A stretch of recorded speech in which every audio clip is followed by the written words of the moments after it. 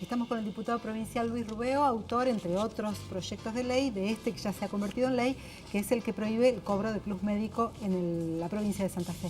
Gracias por venir. Gracias por invitarme. Bueno, salieron todos los médicos nucleados a través de su organización gremial, que es la Asociación Médica, con los tapones de punta contra este proyecto, Luis. Sí, yo lo que creo que este sistema, que es bastante perverso y que se da por habitual y por cotidiano, no es correcto y además es violatorio de la ley. A partir de la sanción de la 13.731, que es la ley que prohíbe el cobro de plus médico en la provincia de Santa Fe, hay allí una cuestión de una cierta molestia de los profesionales. Y yo creo que ese sistema tiene dos víctimas. Lo tiene como víctima al médico, pero también lo tiene como víctima al paciente. Y el Estado tiene la obligación de defender al paciente. En ese sentido, yo suscribo que el médico cobra poco, cobra tarde y cobra mal. Pero tiene una ventaja, puede repetir y puede trasladarle al paciente el cobro del plus. O sea, además de la compensación que recibe la obra social, lo que hace también es recibir una compensación económica, sea por plus, sea por bono, por el título que se le quiera dar. Entonces nosotros lo que tenemos la obligación es de proteger al paciente, porque el hilo se termina cortando por lo más delgado y en definitiva le estamos cobrando al paciente 2 veces por la misma prestación. ¿Cuánto está el promedio ahora del plus que cobran algunos médicos? No, eso es de acuerdo al profesional, pero yo te puedo dar un ejemplo, Daniel, que está vinculado a lo que cobra, lo que paga IAPOS, que es la obra social de los trabajadores públicos. Aclaro que esta ley es tanto para los empleados públicos como para los privados. Es para todas las obras sociales radicadas en la provincia de Santa Fe. IAPOS paga 230 pesos la orden de consulta. Sí. ¿Vos sabés cuánto le llega al profesional? Entre 110 y 120. IAPOS paga la orden de consulta cada 15 días. Sí. Al profesional le llega entre los 45 y 60. ¿Quién retiene eso? Entonces, bueno, esta es la pregunta. Entonces, el conflicto que está dado, yo entiendo a los profesionales, aquellos que cobran plus, que merecen cobrar lo que es legítimo, lo que ellos tienen derecho a ganar para que le permita vivir dignamente, pero me parece que la crítica no tiene que estar dada sobre la ley o ajustar sobre el paciente. Lo que tenemos que hacer es ajustar sobre arriba. ¿Cuáles son las gerenciadoras? ¿Quién administra el sistema de salud? ¿Por qué le pagan a los 60 días? ¿Por qué le retienen el 50% de lo que paga la obra social? Y entonces allí vamos a solucionar el problema. Entonces, yo lo que estoy diciendo es, señores, es correcto lo que ustedes plantean. Ahora, ¿al paciente quién lo defiende? Porque ese paciente paga 2 veces. Sí. O sea, paga la obra social y paga el plus médico. Claro, pero mientras no se resuelva el problema del medio, esto es como sucede con los productores y los alimentos que llegan a las góndolas, ¿no? Mientras no se resuelva el problema del medio, ¿quién controla? Es decir, a partir de la reglamentación de la ley y de la promulgación se va a poner en vigencia esta ley. Y a partir de ahí, ¿quién controla? Porque termina siendo un tironeo entre el paciente y el médico. Nosotros previmos esa cuestión en la ley, Susana, porque además el paciente se encuentra en una situación de indefección. Claro. O sea, cuando uno va al profesional va por un problema médico y necesita que se lo solucione, no va a discutir si tiene que pagar o no tiene que pagar una determinada cantidad de dinero. Nosotros hemos establecido 2 ámbitos en el Estado. Uno es a través del Ministerio de Salud, que tiene que proveer una cartelería que diga que a partir de la sanción de esta ley, en la provincia de Santa Fe está prohibido el cobro de plus médico por ley 13.731 y un 0800 para que la persona denuncie. El ámbito de aplicación y de seguimiento es la Defensoría del Pueblo, que es el otro estamento del Estado que tiene que funcionar ante la denuncia que efectúe el damnificado o el paciente que está llevando adelante la denuncia, y también por sí mismo la Defensoría tiene que llevar adelante de un cuerpo de inspectores en lo que significa la supervisión de que el sistema funcione. Porque en una ciudad como esta, como Rosario, nosotros tenemos la ventaja, porque no todos los médicos cobran plus, hay algunos que no cobran, entonces uno puede elegir a otro profesional.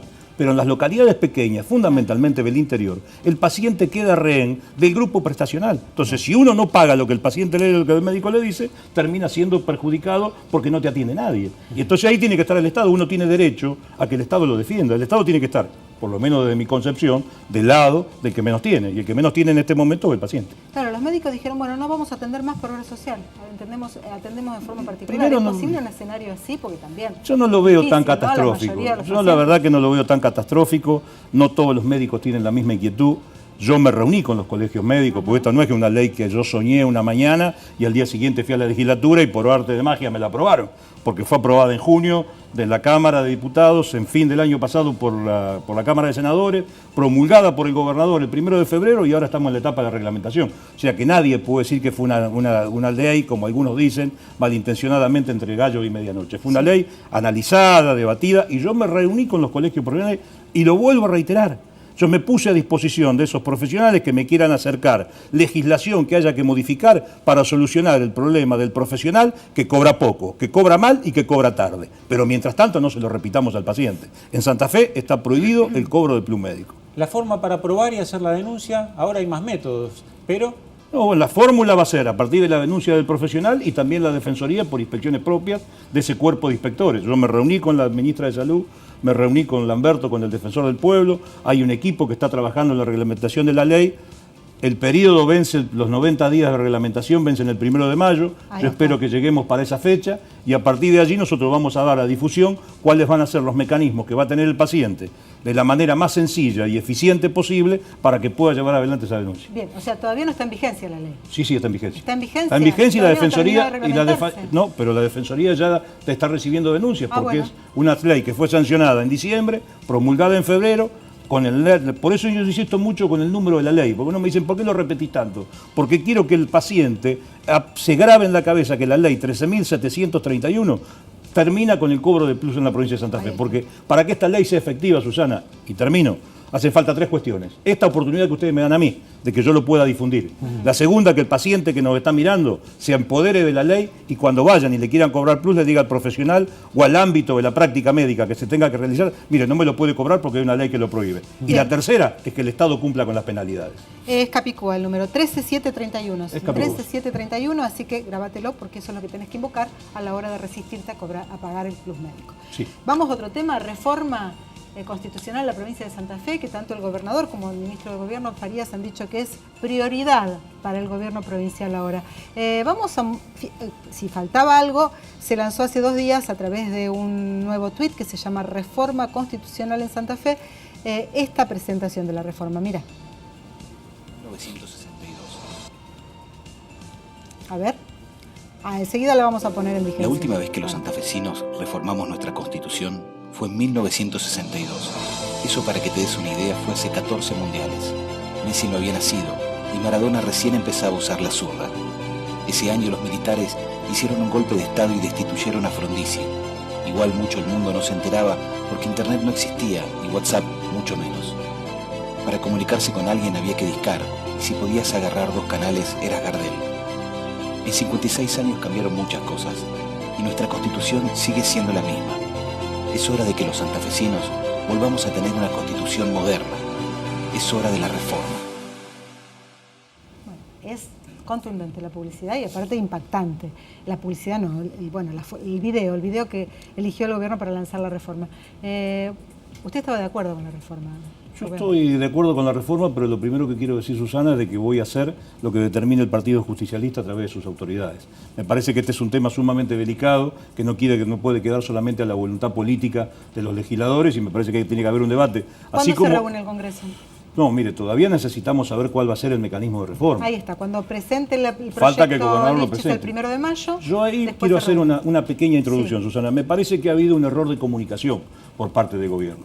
Porque el eje de la discusión de la reforma, que es necesaria, que hay que emparentarla con la Constitución del 94, que hay que aprovechar para incorporar estatutos de derechos que no tenemos, de consumidor, ambientales, modificar y autonomía de municipios, que tiene que venir acompañada de recursos, una serie de cuestiones que habría que instalar en la opinión pública. Hoy lo que está instalado es la reelección o no del actual gobernador. Y me parece que ese ha sido un error que es de un gran escollo para esta cuestión.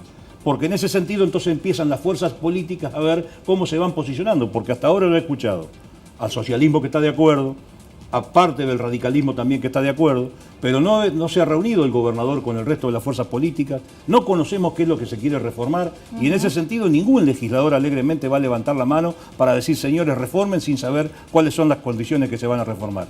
Nuestra Constitución hace desde el año 1962 que no se renueva, ya lleva 65, casi 66 años. Necesita de un amplio consenso y eso se genera a través de los acuerdos. Hoy, que yo sepa, esos acuerdos no se han dado ni en el marco legislativo ni en el marco político. Entonces me parece de que estamos llegando medio tarde a la cuestión de la reforma. Ajá. El gobierno provincial plantea, y el gobernador lo ha dicho, y ya lo anunció en la Asamblea Legislativa del 1 de mayo del año pasado.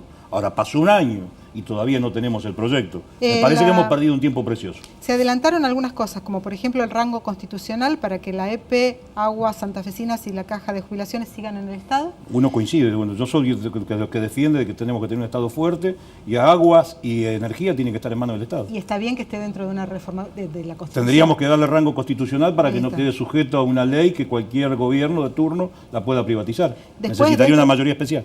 incluiría la reforma política también con balotaje electoral y más controles para primarias. El tema del balotaje habría que analizarlo. Es un tema que lo tengo que analizar profundamente. No sé si en una provincia como la nuestra está planteado en esta cuestión. Yo creo que el que gana la elección la gana, y establecer una mayoría especial, si uno acota los mandatos, no sé si esto es prudente. A mí me gustaría saber cuáles son los argumentos para poder debatirlo. Y la otra cuestión creo que está vinculada a la reforma y acotar el tema de las internas. Eso se puede hacer por ley. Nosotros podemos reglamentar y podemos modificar la situación de la ley de primarias y acotar la posibilidad de que no se presenten, como hacen muchos, que terminan presentando listas con un objetivo solamente estrictamente económico. Para la elección del 2019, ¿cuándo se tienen que inscribir los candidatos en la provincia de Santa Fe? ¿Febrero o marzo del año que viene? Y no, eso depende de la fecha de convocatoria del gobernador. Bien. El que tiene la posibilidad, el que tiene por ley la obligación de convocar es el gobernador, y a partir de ahí empiezan a correr los plazos. Yo supongo de que vamos a tener elecciones desdobladas, porque además la Constitución Nacional dice que las elecciones son el tercer domingo de octubre, y nuestra Constitución marca que tienen que ser entre 90 y 180 días antes de la finalización del mandato, así que es imposible que vayan juntos. Teníamos más preguntas, pero no tenemos más tiempo. Gracias por venir. No, al contrario. Muy amable. No, gracias por invitar. Gracias, Vamos Luis. a la No, pausa, gracias. Gustavo.